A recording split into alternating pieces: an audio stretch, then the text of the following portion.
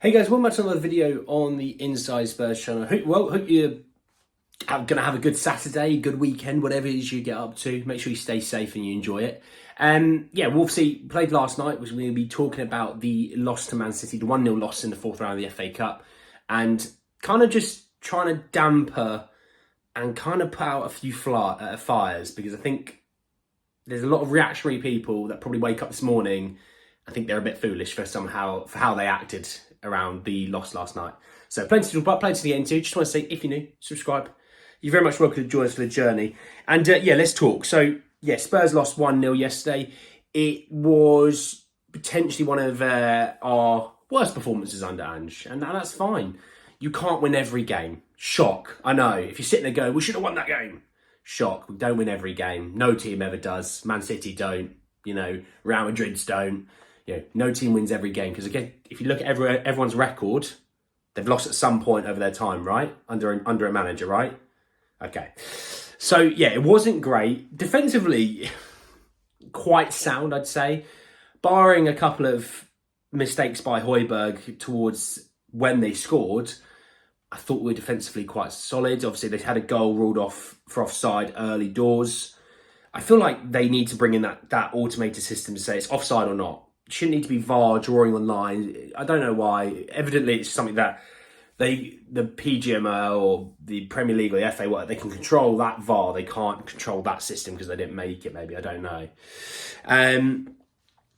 It wasn't good. I mean, look, we had one shot on target. They had 18-5. So, in theory, when you look at it, they didn't have a lot of shots on target. And we didn't deserve to win the game.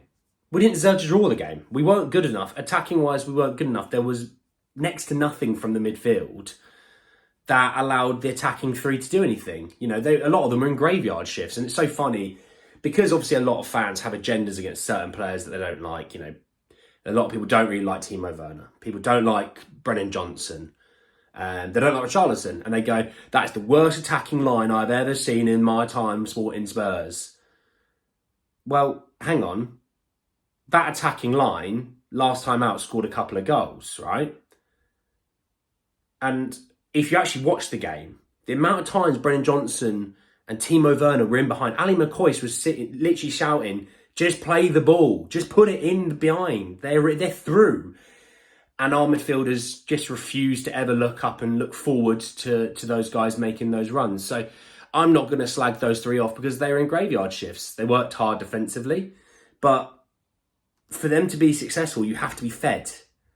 And they weren't being fed by the midfield three. And I'm going to call out the midfield three. I thought, Hojbjerg, should have lost us the game.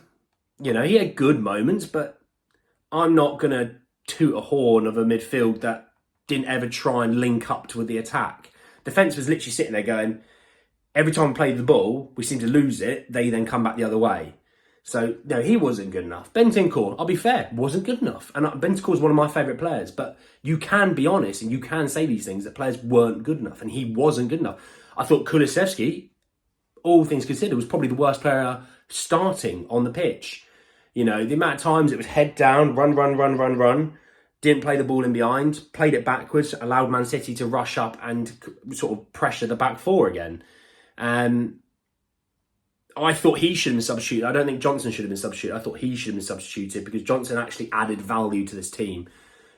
Actually probably worked just as hard defensively, but also he was causing some form of threat. The amount of times he would cause a threat that allowed Porro buckets of space out on the right wing. Yeah, we didn't do anything with it, but he was giving the opportunity to Porro.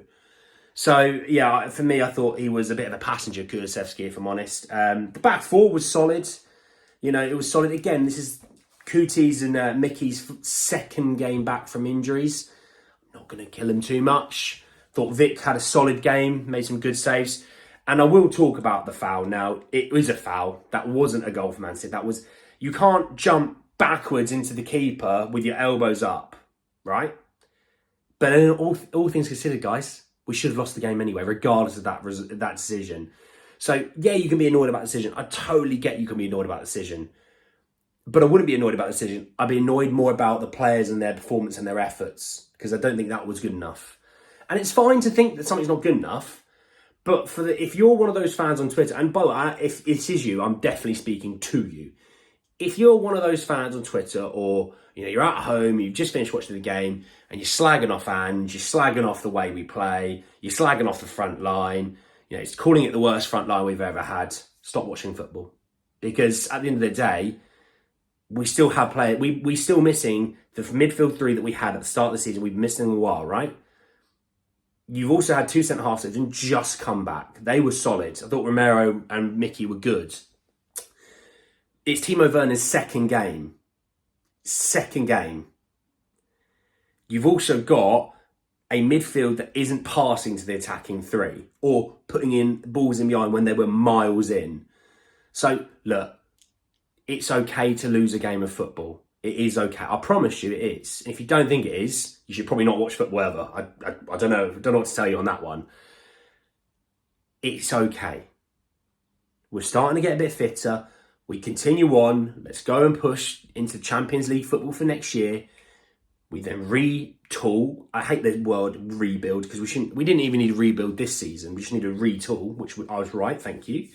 We need another retool in the summer. And we go again. My biggest takeaway, though, from this game is we still need a midfielder. And we don't need a midfielder that we can buy and loan back. We need a midfielder that we can buy and have now. I think that was evident in that game because Højbjerg doesn't suit the system. We'd have been a better team with Bentancur at 6, an actual number 8 and number 8. And obviously, well, Kulusevski. But had Maddison been fit enough to start Maddison?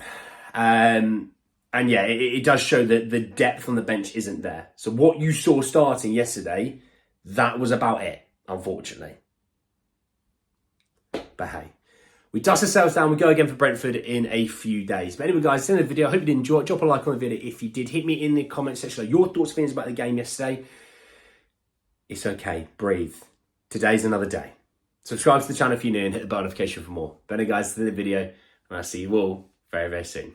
Take care, guys.